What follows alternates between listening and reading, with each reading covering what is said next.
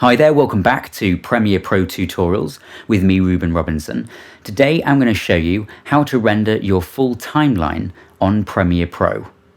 Let's go.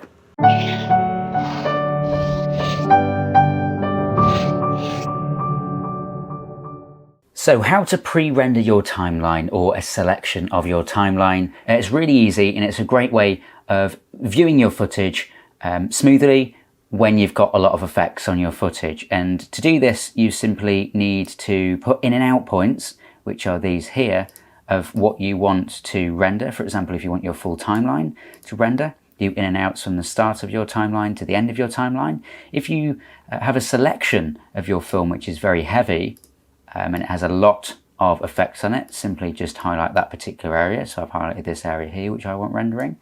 I then go over to the help panel up here and type in render, and it gives me a few options here. So you can render in to out, and that will just render in to out there, or you can render just the audio of that, or you can render just the effects here in to out.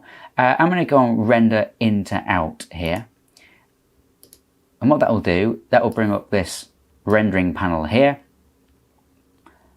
and what this is doing is just giving me capture files, pre-rendered files, so I can view the image more smoothly.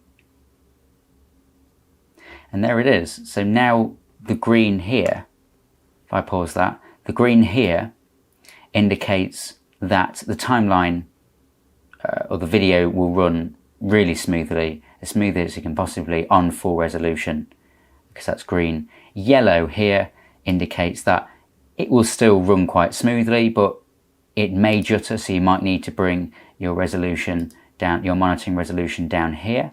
If it's red, it means your footage, which is connected here, would have too many effects on, and it will very much struggle to render that particular footage if it's red.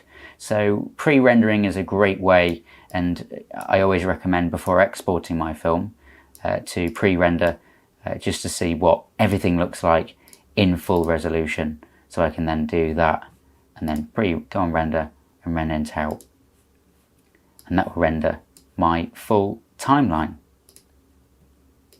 So that is how to pre-render in Premiere Pro. To help us bring you more content, please support us by subscribing to our channel.